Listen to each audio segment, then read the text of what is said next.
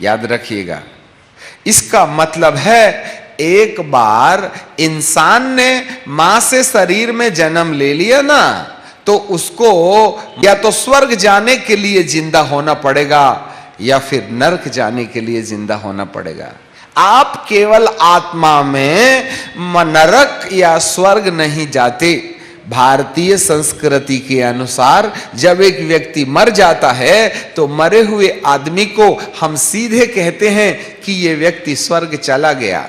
उसकी फोटो लगा देते हैं और नीचे लिख देते हैं मरण तिथि और पैदा होने की तिथि 11/12/95, चले गए स्वर्गीय फलाने फलाने, और लगा दिया टीका सिर में और उसके ऊपर लगा दिया हार और कहते हैं हमारे स्वर्गीय पंडित जवाहरलाल नेहरू, स्वर्गीय इंदिरा गांधी, स्वर्गीय अमके और ढमके।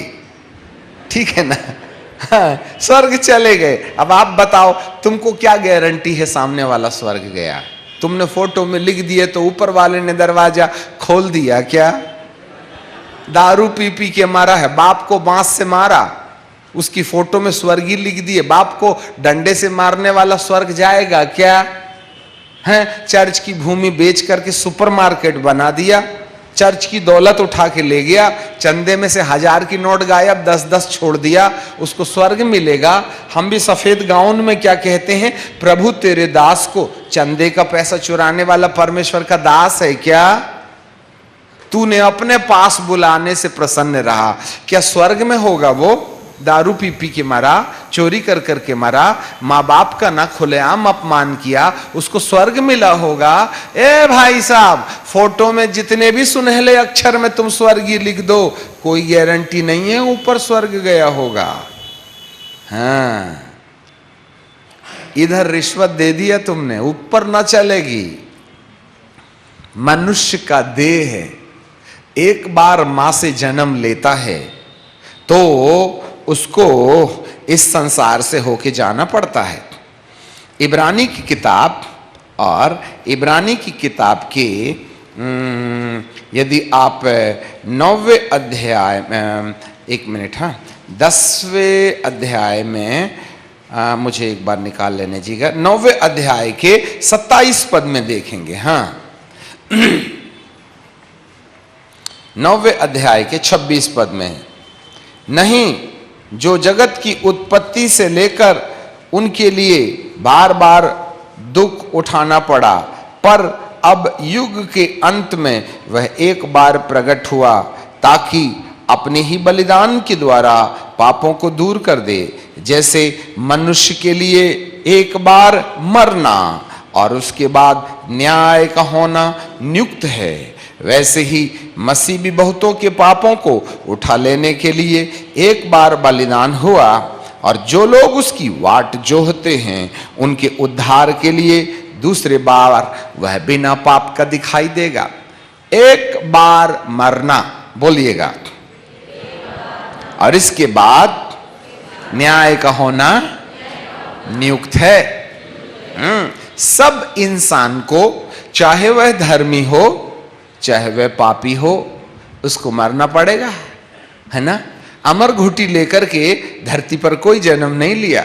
जो जड़ी बूटी खाना है 10-20 आगे पीछे हो जाएगी, परंतु बटन तो दबेगी दबेगी। उस बार जब परमेश्वर ने बटन दबा दिया तो विज्ञान भी हमारा 1 मिनट के लिए मदद करने में पीछे रह जाएगी, वो हमारी मदद नहीं कर सकती। मेरे प्रियो, इंसान को एक बार मरना है। मरने में क्या होता मालूम क्या? मरने में क्या होता है? मरने के समय इस शरीर में परमेश्वर ने आत्मा डाल के रखा है ना? अदन के बगीचे में भी परमेश्वर ने ऐसे करके मट्टी का पुतला बनाया है, कांधा बनाया, सीना बनाया, पेट बनाया, पैर बनाया, नाक कान मुंह बनाया। अब नाक की हड्डी कौन सी थी? नाक की मट्टी कौन सी थी? दिल की मट्टी कहाँ से लाया? दिमाग की मट्टी कहाँ से लाया? हड्डी की मट्टी कहाँ से आई? ये सब बताने के लिए हमारे पास फुर्सत नहीं है। परंतु वदन के बगीचे में परमेश्वर ने मट्टी का पुतला बनाया, समझ आ गई, और उसको नाक कान मुंह सब बना बना के ऐसा जमीन में लिटा दिया। फिर बाइबल कहती है कि उसने उसमें जीवन का श्वास फूंक दिया। आपको मालूम है कि बताएं इसको, है ना? उत्पत्ति की किताब और उसके दूसरे अध्याय में चले जाइएगा, बता देने से ज्यादा अच्छा होगा, जिससे कि नए लोग जो होंगे ना उनको भी ये बातें मालूम हो जाएंगी।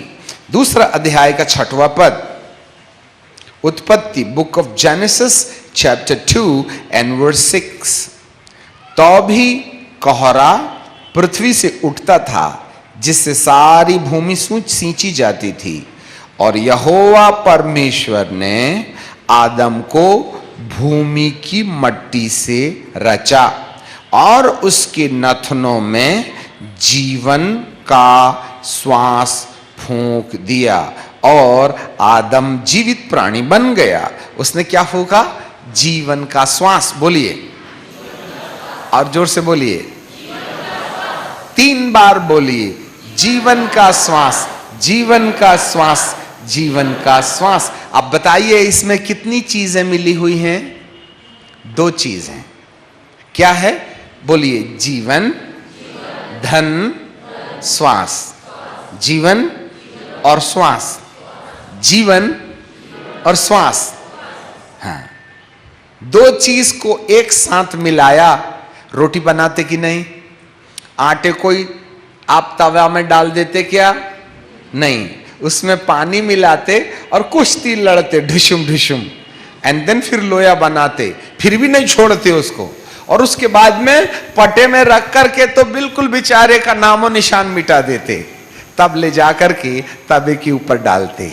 आपको मालूम है, यदि ये झंझट करे बिना आपने चक्की से आटा लाया और तवे के ऊपर डाल दिया तो रोटी बनेगी कि प्रसाद बनेगा भगवान जी का? समझे ना बात?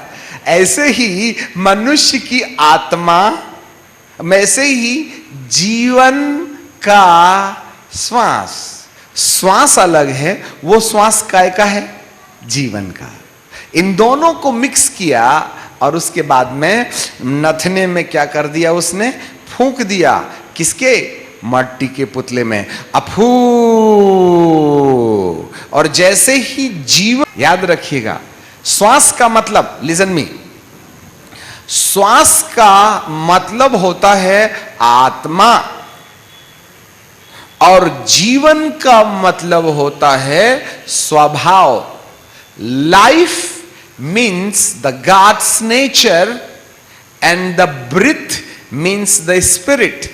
और कल शाम को हम बता रहे थे कि हर एक आत्मा का एक स्वभाव होता है, और उसी स्वभाव के आधार पर किसी आत्मा का क्या परिचय है हम उसे जानते हैं। परमेश्वर की आत्मा को परमेश्वर की आत्मा इसलिए कहते हैं क्योंकि उसके अंदर परमेश्वर का स्वभाव है। दुष्ट आत्मा इसलिए कहते हैं क्योंकि उस आत्मा में दुष्ट का स्वभाव है। स्वभाव से वो दुष्ट आत्मा हो गई, स्वभाव से ये पवित्र आत्मा हो गई। आत्मा तो आत्मा ही होता है। लिसन मी केयरफुली, आत्मा तो आत्मा ही होती है। अब आप ही बताइए, जब मनुष्य को परमेश्वर ने बनाया तो कौन सी वाली आत्मा डाला होगा? पवित्र आत्मा वाली आत्मा की दुष्ट आत्मा वाली आत्मा? अरे जोर से बोलो ना। कोई तुमको भूत ने तो बनाया नहीं, किसने बनाया है? तो परमेश्वर यदि बनाएगा तो कौन सी आत्मा डालेगा? पवित्र आत्मा ही न डालेगा। अब यदि पवित्र आत्मा है तो पवित्र आत्मा को पवित्र आत्मा कैसे जानोगे तुम? स्वभाव से। बिल्कुल राइट, क्योंकि उसके अंदर पवित्रता का स्वभाव होगा, इसलिए वो पवित्र आत्मा है। और यदि उस आत्मा में दुष्ट स्वभाव होता तो? समझ गए बात? तो आदम को जब परमेश्वर ने मट्टी के अंदर अपनी आत्मा डाली होगी तो वो पवित्र आत्मा होगी कि नहीं? तो पवित्र आत्मा के अंदर में कौन सा वाला स्वभाव होना चाहिए? पवित्र होना चाहिए। ठीक है, तो जीवन का श्वास, लिसन मी वेरी केयरफुली, जब परमेश्वर ने मनुष्य के अंदर श्वास डाला तो पवित्र आत्मा हुआ, और जीवन का मतलब पवित्र आत्मा का जो स्वभाव था वो स्वभाव उसने मनुष्य के अंदर डाल दिया। और जैसे ही जीवन का श्वास मनुष्य के अंदर में आया, ये शरीर क्या हो गया? जीवित हो गया है। और जब मनुष्य की आत्मा निकल जाती है तो ये शरीर क्या हो जाता है? मर जाता है।